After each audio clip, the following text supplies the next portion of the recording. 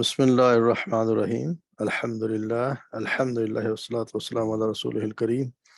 अल्हम्दुलिल्लाहि रब्बिल आलमीन अस्सलातु वस्सलामु अला रसूलिहिल करीम अशहदु अन ला इलाहा इल्लल्लाहु वहदहु ला शरीका लह व अशहदु अन्ना मुहम्मदन अब्दुहु व रसूलुहु नबिyyना मुहम्मद सल्लल्लाहु अलैहि वसल्लम रब्बि इश्रह ली सदरी व यस्सिर ली अमरी वहलुल उक़दतम मिन लिसानी यफ़क़हू क़ौली रब्बना ज़िदना इल्मा रब्बना ज़िदना इल्मा रब्बना ज़िदना इल्मा अल्लाहुम्मा फ़क़्क़िहना फ़िद्दीन अल्लाहुम्मा फ़क़्क़िहना फ़िद्दीन अल्लाहुम्मा फ़क़्क़िहना फ़िद्दीन। अस्सलामु अलैकुम वरहमतुल्लाहि वबरकातुहू। उम्मीद है सब लोग खैरियत से होंगे। सबको कुरान क्लास में खुश आमदीद। अल्लाह तबारक व तआला हमारे उसका कबूल फरमाए।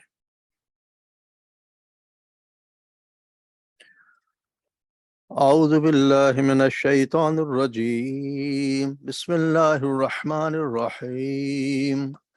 वइज़ा लम तअतीहिम बिआयातिन क़ालू लौला इज्तबैतहा क़ुल इन्नमा अत्तबिउ मा यूहा इलय्य मिर रब्बी हाज़ा बसाइरु मिर रब्बिकुम व हुदन व रहमतुल लिक़ौमिन युमिनून। वइज़ा क़ुरिअल क़ुरआनु फ़स्तमिዑ लहू वअन्सितू लअल्लकुम तुरहमून। वज़्कुर रब्बक फ़ी नफ़्सिक तदर्रुअन व ख़ीफ़तन व दूनल जहरि मिनल क़ौलि बिलग़ुदुव्वि वल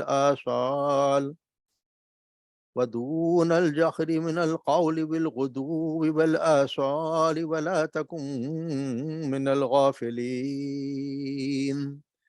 इन्नल्लज़ीना इंद रब्बिक ला यस्तकबिरूना अन इबादतिही व युसब्बिहूनहु व लहू यसजुदून। सदक़ल्लाहु अज़ीम। ये सूरह सजदा, इसके बाद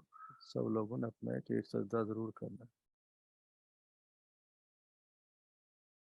वइज़ा लम तातिहिम बिआयातिन, और जब नहीं आती उनकी तरफ कोई निशानी, क़ालू लौला इज्तबैतहा, तो वो कहते हैं कि क्यों नहीं आई, क्यों नहीं तुम बना लेते या घर लेते या कोई ले आते कोई निशानी। कुल इन्नमा अत्तबिउ मा यूहा इलैया मिर रब्बी, कह दीजिए इन्नमा दर हकीकत अत्तबिउ मैं तो इत्तबा करता हूँ, मा यूहा जो वही की जाती है मेरी तरफ, इलैया मेरी तरफ, मिर रब्बी मेरे रब की तरफ से। हादा बसाइरुम मिर रब्बिकुम, ये बसायर यानी कि ये बसीरत की बातें हैं, मिर रब्बिकुम तुम्हारे रब की तरफ से, व हुदन और हिदायत, व रहमतन लिक़ौमिन युमिनून और रहमत लिक़ौमिन युमिनून उन लोगों के लिए जो ईमान लाते हैं। व इज़ा क़ुरिअल क़ुरआनु, और जब पढ़ा जाता है कुरान, फ़स्तमिऊ तो गौर से सुनो, लहू उसे, व अंसितू और खामोश रहो, लअल्लकुम तुरहमून ताकि तुम पर रहम किया जाए। वज़कुर रब्बका और वज़कुर और याद करो अपने रब को, फ़ी नफ्सिक अपने दिल में, तदर्रुअन व ख़ीफ़ा गिड़गिड़ाते या आजिज़ी से, व ख़ीफ़ा और डरते हुए, व दूनल जहरी मिनल क़ौली, दूनल जहर यानी कि ज़ोर की आवाज़ से नहीं, दूनल जहर बुलंद आवाज़ के बग़ैर, मिनल क़ौली बिलग़ुदुव्वि वल आसाल, बिलग़ुदुव्वि यानी सुबह, व आसाल और शाम, वला तकुन मिनल गाफ़िलीन और ना तुम हो जाना, मिनल गाफ़िलीन गाफ़िलों में से, गाफ़िल लोगों में से। इन्नल्लज़ीना इंद रब्बिका, बेशक वो लोग जो अल्लाह के यहाँ हैं, तेरे रब के पास हैं, यानी कि फरिश्ते, ला यस्तकबिरूना वो नहीं तकब्बुर करते, अन इबादतिही उसकी उसकी इबादत करने में, व युसब्बिहूनहु और वो तस्बीह करते हैं उसकी, व लहू और उसी के लिए, यसजुदून वो सजदा करते हैं। सदक़।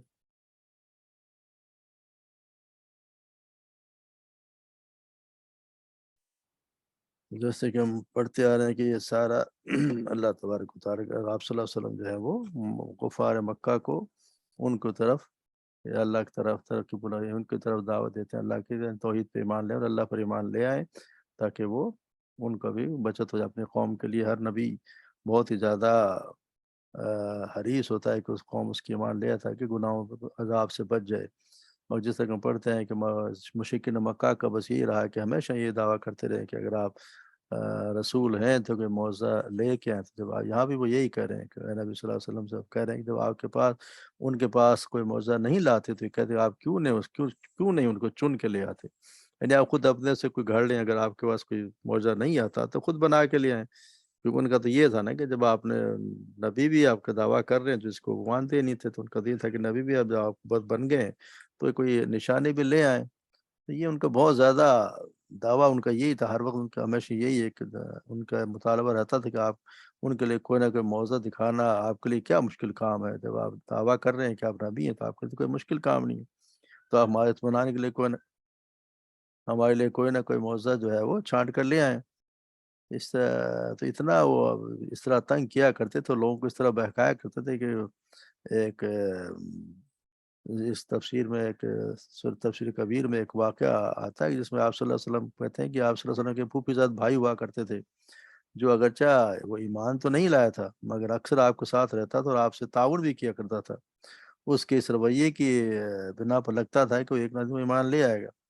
ایک دفعہ اسی طرح کسی محفل میں سرداران قریش نے معجزات کے بارے میں آپ صلی اللہ علیہ وسلم بہت بحث و تکرار کی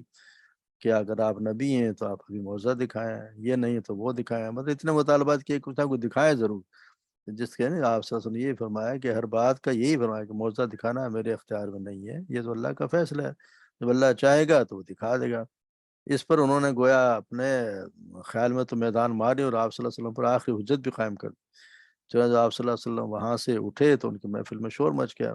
ان لوگوں نے کیا کیا اور کس کس انداز میں باتیں نہیں کی ہوں گی اور اس کے عوام پر کیا اثرات ہوئے ہوں گے، اس کا اندازہ آپ اس انداز سے لگائیں کہ وہ شخص جو آپ صلی اللہ علیہ وسلم کے ساتھ پھوپھی زاد بھائی بھی اور ہمیشہ ساتھ رہتا تھا اور ان کی حمایت بھی کیا تک کرتا تھا، تو اس نے بھی یہ کہا کہ آج تو کوئی آپ کی قوم نے آپ پر حجت تمام کر دی، اب میں آپ کے ساتھ نہیں رہ سکتا۔ تو اندازہ لگائیں کہ آپ صلی اللہ علیہ وسلم کو کتنی تکلیف ہوا کرتی تھی کہ وہ ایسے ایسے مطالبہ کرتے تھے۔ اس طرح کا ہم نے پڑھا نا کہ جس سورہ انعام میں ہم نے پڑھا ہے کہ آپ اتنا تنگ کرتے تھے کہ آپ صلی اللہ علیہ وسلم کا دل چاہتا تھا کوئی نہ کوئی معجزہ دکھایا جائے، تو اللہ تعالیٰ نے کہا تھا نا کہ وَإِنْ كَانَ خَبْرُ عَلَيْكُمْ مِيرَادٌ،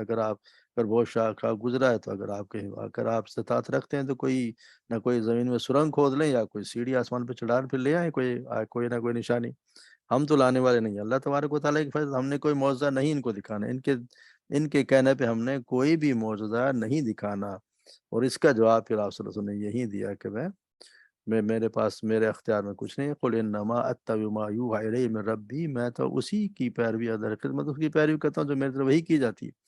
میں اپنی طرف سے تو کوئی چیز بناتا ہی نہیں ہوں، میں تو صرف اس کی پیروی کرتا ہوں جو اللہ تبارک و تعالیٰ میری طرف وہی کرتے ہیں اور مجھے جس کا حکم دیا گیا ہے کہ یہ باتیں میں نے آپ کی سے کرنی ہے، تو میں تو صرف وہی بات کرتا ہوں۔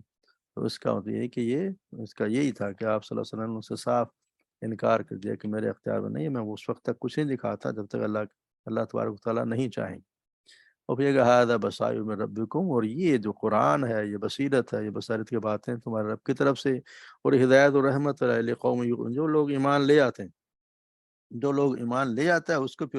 اس کو خود کو سوچنا چاہیے کہ یہ کتنا اس کے لیے نصیب کی بات ہے کہ وہ ایمان لے آئے گا تو اس کے لیے اس کی طرف رب کی طرف سے نصیحت ہے، یہ بصیرت کی باتیں ہیں۔ جو ایمان لے آتا ہے اس کو دیکھتے بھی ہیں کہ وہ کتنا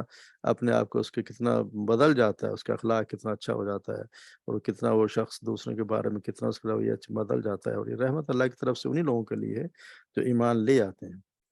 پھر یہ ایک عمومی حکم دیا گیا ان کے کہ یہ لوگ بہت، جب آپ صلی اللہ علیہ وسلم قرآن پڑھا کرتے تھے بہت شور کیا کرتے تھے، تالیاں بجاتے تھے اور شور شرابہ، یا کچھ لوگ گانا بجانے والوں کو بھی لے آتے تھے کہ قرآن نہ سنا جائے، تو اس کے مقابلے میں کیونکہ وہ ہمیشہ کوئی نہ کوئی ایسی بات کرتے تھے جس سے قرآن جو ہے وہ نہ سنا جائے، کیونکہ وہ پڑھتے تھے نا کہ جب وہ صاحب سامنے وہ لے آتے تھے کہ اتنا شور کرو کہ تم غالب آ جاؤ، نے پڑھا جس طرح لا تسمعوا لهذا القرآن والغوا فيه لعلكم تغلبون، سورہ حامیم سجدہ کرتے قرآن کو مت سنو، اس میں شور کرو تاکہ تم غالب رہو، تو وہ شور کیا کرتے تھے، شور مزہ مچایا کرتے تھے۔ تو یہاں پہ ان سے یہ کہا جاتا ہے کہ جب اذا قرئ القرآن فاستمعوا له، جب قرآن پڑھا جائے تو غور سے سنو۔ ایک تو سمع یسمع، وہ تو سننا، اور یہ استمعوا یعنی غور سے سننا، اس پہ توجہ سے سنو، لہو سے وانصتوا، اور خاموش رہو، لعلکم ترحمون، تاکہ تم پر رحم کیا جائے، یعنی قرآن سنو گے تو تم پر اسی چیز کہ تم بھی سنو گے تو اللہ تبارک و تعالیٰ تم ہدایت سے نواز دے گا، جو تم اسی طرح تم رحمت اللہ کے مستحق بن جاؤ گے۔ اس کا مطلب ہے کہ جب قرآن پڑھا جائے تو پھر اس کو غور سے سننا چاہیے، اور اس پہ خاموش اختیار کر کے غور سے سننا چاہیے۔ اور پھر یہ کہا گیا ہے کہ بخیفہ وَذْكُرْ رَبَّكَ فِي نَفْسِكَ تَضَرُّعًا وَخُفِيًّا، اور اپنے رب کو پکارو اپنے آپ میں تضرعاً، عاجزی سے اور ڈرتے ہوئے، یعنی دونوں سے، عاجزی سے بھی پکارو اور ڈرتے ہوئے بھی پکارو۔ یعنی اللہ تبارک و تعالیٰ کو جب بھی پکارو تو عاجزی سے پکارو، یعنی کہ اللہ کا ذکر کرو تو اس کو تضرعاً خفیہ بھی کرو اور ڈرتے ہوئے بھی کرو، امید بھی رکھو اور اس سے ڈر بھی ہو کہ اللہ تبارک و تعالیٰ میری کوئی ایسی کوتاہی نہ ہو جائے کہ میں پکڑا جاؤں۔ اور دون الجہر من القول، اور اونچی آواز میں نہ ہو تو غدی بلا سال، صبح اور شام، ولا تکم من اور تم غافلوں میں سے نہ ہو جاؤ۔ تو اس کا مطلب ہے کہ صبح و شام اللہ تعالیٰ، صبح و شام کا مطلب ایک تو نمازیں بھی ہیں کہ صبح و شام نمازوں کا ذکر ہوتا ہے صبح نمازیں پڑھی جاتی ہیں شام، ویسے بھی اللہ تبارک و تعالیٰ کا ذکر صبح و شام کرتے رہنا چاہیے۔ آپ صلی اللہ علیہ وسلم جس میں آپ صلی اللہ علیہ وسلم فرمایا کہ اپنے زبان کو اللہ کے ذکر سے تر رکھو، اللہ کے تو اپنا ذکر اتنا ذکر کرو کہ آپ کی زبان ہر وقت اللہ کے ذکر سے تر رہے، یعنی کوئی نہ کوئی اللہ کا سبحان اللہ والحمد للہ ولا الہ الا اللہ، جو بھی کوئی الفاظ آتے ہیں اس کو ضرور پڑھتے رہنا چاہیے۔ مگر اس کے بھی کچھ ذکر الہی کے کچھ نہ کچھ آداب ضرور ہوتے ہیں۔ ذکر الہی کا اصل تو یہ ہے کہ بندہ اپنے رب سے کو دل سے یاد کرے، یعنی اگر دل بھی غافل ہے تو زبان چلے تو اسے ذکر الہی تو نہیں کہیں گے۔ اگر دل کو پتہ ہی نہیں ہے اور وہ اس کا دل کہیں اور ہے، وہ مصروف ہو اور اس کے تسبیح کے دانے چل رہے ہیں، تو وہ ذکر الہی تو نہ ہوا، اس کا دل کہیں اور، تو اس کے ذکر الہی کا اصل ہے کہ بندہ کا دل جو ہے وہ وہاں پہ ہونا چاہیے، اور چپ کے یاد کرے تاکہ ریاکاری کا شعبہ نہ ہو اور اخلاص کے زیادہ قریب ہو۔ تو اس کا مطلب یہ ہے کہ اور پھر آپ جب آپ پڑھیں گے اور آپ کا دھیان اسی وقت جائے گا جب آپ سمجھیں گے کہ آپ پڑھ کر رہے ہیں۔ اگر میں پڑھ رہا ہوں کہ سبحان اللہ اور مجھے سبحان اللہ کا مطلب نہیں آتا تو میرا دل وہاں نہیں نا، پھر میں بس زبان سے کیے جا رہا ہوں سبحان اللہ سبحان اللہ سبحان اللہ سبحان اللہ، اس کا مطلب کیا ہے مجھے نہیں پتا۔ تو اس کا مطلب یہ ہے کہ قرآن جو بھی آپ ذکر کرتے ہیں اسے کم از کم اس کا آپ کو مطلب آنا چاہیے، اس کا مطلب آئے اور دھیان سے پڑھیں۔ یہ نہیں کہ ٹی وی بھی چل رہا ہے اور میری تصویر بھی چل رہی ہے، جیسے لوگ آپ دیکھتے ہیں باتیں بھی کرتے جاتے ہیں ان کے تانے چلتے رہتے ہیں، اکثر لوگوں کے ہاتھوں میں تسبیح ہوتی ہے اور آپ باتیں بھی کرتے ہیں مگر ان کے دانے چلتے رہتے ہیں۔ یہ کوئی ذکر الہی نہیں ہے، ذکر الہی کوئی کہ آپ غور سے اس کے آپ کا دل بھی اللہ کی طرف متوجہ ہو اور آپ کی زبان بھی اس کا ذکر کر رہی ہو۔ تو یہ اس کا ایک پہلا اصول یہ ہے کہ آپ کا دل غافل نہ ہو، دل بھی اللہ ہی کی یاد میں لگا ہو۔ دوسرا یہ کہ اللہ کی خوب گریہ وزاری کرے اور اپنے گناہوں کا اعتراف کرے۔ انسان کو اپنے گناہوں کا اللہ کے سامنے اعتراف کرنا چاہیے کہ اللہ تبارک و تعالیٰ ان گناہوں کا اعتراف کرتا ہوں اور وہ ایسے گناہ بھی جو میں نہیں جانتا، جو میری نظر میں گناہ نہیں، مگر اللہ تبارک و تعالیٰ ہر چیز کو جانتا ہے، اور انسان خود اپنے آپ کو جانتا ہے کہ میں نے کون کون سے گناہ کیے۔ اللہ تبارک و تعالیٰ ایک بڑا احسان ہے کہ اس نے سب لوگوں سے دوسروں سے چھپائے ہوتے ہیں، اور انسان کو خود کو پتا ہو کہ میں نے کیا کچھ کیا، کتنے پانی میں، سب کو پتا ہوتا ہے۔ تو اپنے گناہوں سے اللہ تبارک و تعالیٰ سے معافی مانگتا رہے، اور ان گناہوں کی بھی جو اس کی نظر میں نہیں مگر اللہ تبارک و تعالیٰ کی نظر میں گناہ ہے تو ان سے معافی مانگتا رہے اور اللہ سے گریہ وزاری کرتا رہے۔ پھر یہ ہے کہ اللہ کا خوف اور خشیت طاری ہو کہ یہ نہ ہو کہ میرے عمل میں کوئی کمی رہ جائے جس سے میں اللہ کی گرفت میں نہ آ جاؤں، یعنی کوئی ایسا عمل یہ نہ ہو کہ میں جو عمل کر رہا ہوں اس میں کوئی ریاکاری ہو جائے اور وہ قبول نہ ہو، یا کوئی ایسا ہی بات ہو جائے کہ وہ قبول ہی نہ ہو تو میں پکڑا نہ جاؤں۔ تو یہ انسان کے خوف، آپ سے سنا نا کہ یہ مومن کی دونوں چیزیں ہونی چاہیے، امید بھی ہو کہ اللہ تعالیٰ مجھے بخش دے گا کہ اور اللہ تعالیٰ مہربان ہے، غفور رحیم ہے، مگر خوف بھی ہو، سٹ خوف بھی ہو۔ اس طرح جیسے سیدنا عمر کے متعلق کہتے ہیں جب ان کو اتنا تھا کہ وہ کہتے ہیں اگر یہ کوئی انسان یہ کہے کہ ایک شخص جنت میں جائے گا تو مجھے امید ہے کہ میں وہ آدمی شخص میں ہوں گا، اور اگر یہ ہو کہ یہ کہے کہ جی ایک ہی شخص جہنم میں جائے گا تو مجھے ڈر ہے کہ کہیں میں وہ نہ ہوں۔ تو یہ دونوں چیزیں، امید بھی اور خوف بھی، اللہ تبارک و تعالیٰ سے ڈرنا بھی چاہیے اور اس سے امید بھی رکھنی چاہیے، تو دونوں طریقے یہ بھی ایک ذکر میں شامل ہونا چاہیے کہ اللہ تبارک و تعالیٰ ڈر کے کرے، وہ زیادہ اونچی آواز میں بھی نہ کرے، زیادہ اونچی آواز میں کہ جس سے ریاکاری بھی کا ہو، یا پھر دوسرے لوگوں کو بھی یہ ہو کہ جی وہ سن رہے ہیں یا ڈسٹرب ہو رہے ہوں، کوئی شخص نماز پڑھا اور آپ زور زور سے ذکر کر رہے ہوں، تو یہ بھی اس کے کوئی اچھی چیزوں میں نہیں آتا۔ تو پھر اسی طرح نا جیسا ہم آتا ہے کہ جی سید ابو موسیٰ شریف بیان کرتے ہیں کہ ہم ایک سفر میں آپ صلی اللہ علیہ وسلم کے ساتھ تھے، ہم لوگوں نے اونچی آواز میں اللہ تعالیٰ کو پکارنا شروع کیا تو آپ صلی اللہ علیہ وسلم نے فرمایا لوگوں اطمینان و سکون اختیار کرو، بے شک تم کسی بہرے اور غائب کو تو نہیں پکارتے بلکہ تم اسے پکارتے ہو جو سننے والا اور قریب ہے۔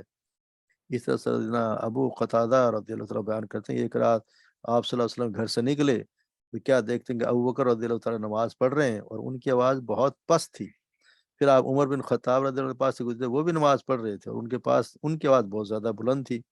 پھر جب دونوں آپ صلی اللہ علیہ وسلم کے پاس جمع ہوئے تو آپ نے فرمایا، اے ابوبکر میں تمہارے پاس سے گزرا تو نماز پڑھ رہے تھے اور تمہاری آواز بہت زیادہ پست تھی۔ ابوبکر رضی اللہ عنہ نے کہا کہ اللہ کے رسول، میں جس سے باتیں کر رہا تھا اس سے سن رہا تھا۔ پھر آپ نے عمر رضی اللہ عنہ نے فرمایا تو انہوں نے فرمایا کہ آپ صلی اللہ علیہ وسلم نے فرمایا کہ میں تمہارے پاس سے گزرا، تم تو نماز پڑھے تھے مگر تمہاری آواز بہت بلند تھی۔ عمر نے کہا کہ میں سونے والوں کو جگا رہا تھا اور شیطان کو بھگا رہا تھا۔ آپ صلی اللہ علیہ وسلم نے فرمایا، اے ابوبکر تم اپنی آواز کو تھوڑا سا بلند کر لو، اور عمر سے فرمایا تم اپنی آواز کو کچھ پست کر لو، یعنی نہ تم اونچی آواز میں بہت زیادہ اور نہ ہی بہت زیادہ پست آواز میں، کم سے کم اتنی اونچی آواز میں تو آپ کو اگر اکیلے میں پڑھا تو اتنی اونچی آواز میں اتنا پڑھنا چاہیے کہ اس کے کان اس کو سنیں، کان کو اس کی خود کی آواز ضرور جانی چاہیے، یہ نہ ہو کہ جو پتہ کان کو بھی نہیں سنے، کوئی سماعت بھی ہونی چاہیے کہ وہ کیا پڑھ رہا تھا، اس کے لیے کان بھی اس کی آواز سن لے اتنی اونچی آواز میں تو ضرور ہی پڑھ لینا چاہیے۔ پھر جا کے آگے آ رہا ہے کہ صبح، اور پھر یہ کیا ذکر الہی صبح و شام، زبان جو دل کا ساتھ ہم پہلے پڑھ چکے ہیں، اور زبان ذکر الہی صبح و شام جاری رکھے، یعنی صبح بھی پڑھے شام بھی، سے ایک تو مطلب ہو گیا ہم نے جیسے کہا کہ نماز کا مقصد صبح و شام نمازیں پڑھی جاتی ہیں اس کا مقصد ہے، دوسرا صبح و شام کا مطلب دائمن سے بھی لیا جاتا ہے، یعنی ہمیشہ ہمیشہ، یعنی اللہ تبارک و تعالیٰ کی یاد ہر وقت رہے۔ آپ صلی اللہ علیہ وسلم کہ اللہ میں کہا کہ اللہ کا ذکر ہر وقت کرتے رہو، صبح و شام کرو، صبح کے کچھ اذکار ہیں وہ بھی کریں، شام کے اذکار وہ بھی کریں، نمازیں پڑھیں، قرآن مجید کا بھی اہتمام کریں، کچھ نہ کچھ زیادہ نہ بھی پڑھیں تو جتنا آپ پڑھ سکتے ہیں، جتنا آرام سے انسان پڑھ سکتا ہے، ہمارے ایک معمول بنائے، یہ نہ ہو کہ پھر ہم غافلوں میں سے جیسا نا ہم آگے آ رہا ہے کہ غافلوں میں سے نہ ہو جاؤ، ولا تکن من الغافلین، غافل وہ ہے آپ سمجھتے جو اگر 3 آیات بھی روز پڑھ لے تو وہ غافل میں پھر نہیں لکھا جاتا، کم سے کم کہ وہ روزانہ پڑھ رہا ہے، تو کم سے کم اتنا تو ہم کر ہی سکتے ہیں کہ ایک کوئی روزانہ پڑھے، الحمدللہ آج کل ہم پڑھ رہے ہیں، اور یہ معمول بنا لیں، کبھی یہ چھوٹنے نہ پائے، کبھی سفر میں ہو کچھ بھی ہو آپ کو چھوٹنا نہیں چاہیے، یہ نہیں چھوٹنے چاہیے۔ اس کی ایک مثال دیتا ہوں کہ ہمارے جو بڑے بھائی صاحب انہوں نے کافی عرصے پہلے، کوئی 30 سال پہلے ایک واقعہ سنایا، ان کے ساتھ ایک کین مینیجر ہوا کرتے تھے، وہ فوج میں جب تھے تو ایکسرسائز پہ بھی جاتے، تو اس زمانے میں تو یہ موبائل وغیرہ تو تھے نہیں، تو ایک دفعہ وہ اپنا قرآن مجید بھول گئے، تو وہ پھر جہاں ایکسرسائز تو ہوتی ہے جنگلوں میں، تو وہ پھر ڈھونڈتے ڈھونڈتے گاؤں میں پہنچے اور وہاں سے انہوں نے قرآن مجید لیا اور اسے پڑھا، یعنی اتنے پکے اس نما کے ان کو جب اس کو چین نہیں آیا جب تک انہوں نے قرآن پڑھا نہیں۔ تو ہماری کیفیت بھی یہ ہونا چاہیے کہ ہر شخص کم از کم جب تک قرآن روز نہ پڑھے تو اس کو یہ احساس ہونا چاہیے کہ میں نے قرآن پڑھا نہیں، تو یہ نہ ہوگی جس دن ہماری چھٹی اس دن ہم نے قرآن کی بھی چھٹی ہوگی، قرآن کی کوئی چھٹی نہیں ہے۔ اللہ تبارک و تعالیٰ کو صبح و شام یاد کریں، اور سب سے بہتر ذکر یہی ہے، نماز اور قرآن مجید کا پڑھنا، یہ اللہ کا ذکر میں سب سے بہترین ذکر ہے۔ ولا تکن من الغافلین، اور پھر یہ کہ ان الذین عند ربک لا یستکبرون عن عبادتی، اور بے شک وہ لوگ جو اللہ کے ہمارے رب کے پاس یعنی کہ فرشتے، یعنی جو فرشتے ہیں وہ تکبر نہیں کرتے، یعنی عبادت کرتے رہتے ہیں، تکبر نہیں کرتے، یعنی جو تکبر کرتا ہے، جو شخص عبادت نہیں کرتا، اللہ کو یاد نہیں کرتا، سمجھو وہ تکبر کر رہا ہے، اللہ کے نزدیک وہ جو فرشتے ہیں وہ جو سب سے پاک صاف ہیں، وہ بھی دن رات خشوع و خضوع مشغول رہتے ہیں اور کبھی نہیں تھکتے، اللہ کی تسبیح بیان کرتے ہیں، اس کے حضور سجدہ کرتے رہتے ہیں، اس کا مقصد مومنوں کو ترغیب دلانا ہے کہ وہ بھی فرشتوں کی طرح کثرت سے اللہ کو یاد کرتے رہیں، یعنی تسبیح کریں، تحلیل کریں، اللہ اکبر والحمد للہ لا الہ الا اللہ، جو بھی پڑھتے ہیں، نماز پڑھیں، سجدے کرتے رہیں۔ یہ ہے کہ فرشتوں کے بارے میں بتاتا نا، ان الذین یحملون العرش ومن حولہ یسبحون بحمد ربہم، سورہ مومن میں آتا ہے وہ فرشتے جو عرش کو اٹھائے ہوئے ہیں، جو اس کے گرد گرد اپنے رب کی حمد کے ساتھ تسبیح کرتے ہیں۔ اذا سورہ حامیم سجدہ میں اللہ تبارک و تعالیٰ فرماتے ہیں فَإِنِ اسْتَكْبَرُوا فَالَّذِينَ عِندَ رَبِّكَ يُسَبِّحُونَ لَهُ بِاللَّيْلِ وَالنَّهَارِ، اور اگر وہ تکبیر اور تکبر کریں تو فرشتے تیرے رب کے بعد دن اور رات اس کی تسبیح کرتے ہیں، وَهُمْ لَا يَسْأَمُونَ، اور وہ تھکتے نہیں، اکتاتے نہیں۔ تو ہمیں بھی کوشش کرنا چاہیے کہ صبح و شام تسبیح اللہ تبارک و تعالیٰ کی تسبیح کرتے رہیں، دیکھو کہ اتنا آ رہا ہے کہ فرشتے اتنے بہت زیادہ اللہ کیا ہے کہ آپ نے فرمایا کہ میں آج کی رات میرے لیے بیت المعمور کو بلند کیا، بیت المعمور سے جیسے ہمارے یہاں بیت اللہ، اسی طرح آسمانوں پہ اسی کے اوپر بیت المعمور ہے جس کا فرشتے طواف کرتے ہیں، تو میں نے جبرائیل سے اس کو پوچھا تو انہوں نے بتایا کہ بیت المعمور ہے، اس پر ہر روز 70,000 فرشتے نماز پڑھتے ہیں، جب وہ نکل جاتے ہیں تو پھر اس کی طرف نہیں لوٹتے، یہ ان کا آخری آنا ہوتا ہے، یعنی وہ ایک بار ان کا نمبر آتا ہے ان کے دوبارہ ان کا چانس ملتا ہی نہیں، وہ ایک بار ہی پڑھنے آتے ہیں، ایک بار وہ طواف کرتے ہیں، پڑھ کے پچھڑ جاتے ہیں، دوسرے آ جاتے ہیں، یعنی اللہ تبارک و اتنی مخلوق ہے، اللہ تبارک و تعالیٰ کو ہماری کوئی عبادت سے کچھ حاصل نہیں ہونا، ہماری بات سے ہمیں حاصل ہونا، اس کے ذکر سے اللہ تبارک و تعالیٰ کی کبریائی میں کوئی اضافہ نہیں ہوتا، اس سے ہمیں فائدہ ہے کہ ہم بھی ان لوگوں میں شامل ہو جائیں جو اللہ کا ذکر کرتے رہتے ہیں۔ اس طرح سیدنا ابو ہریرہ بیان کرتے ہیں، آپ سن رہے ہیں، جب ابن آدم سجدے کی آیت تلاوت کرتا ہے اور بعد ازاں سجدہ کرتا ہے تو شیطان روتا ہوا علیحدہ ہو جاتا ہے اور کہتا ہے ہائے میری بربادی، ابن آدم کو سجدے کا حکم ملا، اس نے سجدہ کیا، اس کے لیے جنت ہے، اور مگر مجھے سجدے کا حکم کرنے کا حکم ملا تو میں نے انکار کر دیا اور میرے لیے دوزخ ہے۔ تو یہ اللہ تبارک و تعالیٰ نے اس طرح سیدنا عبداللہ بن عمر بیان کیا، رسول اللہ صلی اللہ علیہ وسلم پاس ہوتے تھے، آپ سجدہ کی آیت پڑھتے تو سجدہ کرتے اور ہم بھی آپ کے ساتھ سجدہ کرتے، یعنی کہ جب سجدہ کی آیت پڑھی جائے تو یہ حکم ہے کہ سجدہ کیا جائے۔ قرآن میں 14 یا 15 سجدے ہیں تو اس پہ ہمیں بھی کر لینا چاہیے۔ آپ صلی اللہ علیہ وسلم کا یہ معمول تھا کہ جب کبھی کہیں مجمع میں پڑھتے تو آپ آیت ہوتی، آپ سجدہ کی آیت آتی تو آپ صلی اللہ علیہ وسلم سجدہ کرتے، جو جتنے بھی لوگ ساتھ ہوتے وہ بھی سجدہ کرتے، اگر کسی کو جگہ نہ بھی ہوتی سجدے تھی وہ دوسرے کے پیٹھ پہ ہی کر لیتا تھا، یا اگر چلتے ہوئے کہ سواری پہ ہوتے تو بھی آپ سجدہ کیا کرتے تھے، یا کہیں اگر وعظ کر رہے ہوتے اور سجدے کی آیت ہوتی، کبھی ایک دو دفعہ ایسا ہوا کہ آپ نے اپنے ممبر سے اتر کے بھی انہوں نے سجدہ کیا، مگر ایسا ہی ہوا ہے کہ جس طرح کہتے ہیں کہ جی ایک دفعہ آپ نے، ایک صحابی کہتے ہیں میں نے سورہ نجم پڑھی، اس میں آیت سجدہ آئی مگر آپ سجدہ نہیں کیا، لیکن کر لینا چاہیے ضرور سجدہ، کہ جب بھی آیت ہے تو سجدہ کرنا چاہیے، اس کو لیکن ہم نے سب نے ایک دفعہ سجدہ ضرور کرنا تھا کہ ہم اللہ تبارک و تعالیٰ کے سامنے جھکنے والوں میں ہمارا نام بھی ہو، اور یہ نہ ہو کہ جی جو سجدہ نہیں کرتا اس کو تکبر سے اللہ تبارک و تعالیٰ تکبر کرتا ہے، اللہ تبارک و تعالیٰ ہمیں اللہ کا ذکر کرنے والا اور صحیح معنی میں قرآن کو سمجھنے والا اور اس پر عمل کرنے والا بنائے، اور ہمارا نام ان لوگوں میں لکھ دے جو اللہ تبارک و تعالیٰ کے خاص لوگوں میں شامل ہیں۔ چلیں ایک حدیث پڑھ لیتے ہیں، ایک ہی پڑھتے ہیں انشاءاللہ۔ جیسے ہم پڑھ رہے ہیں توحید، ایمان اور توحید کی احادیث پڑھتے جا رہے ہیں، تو یہ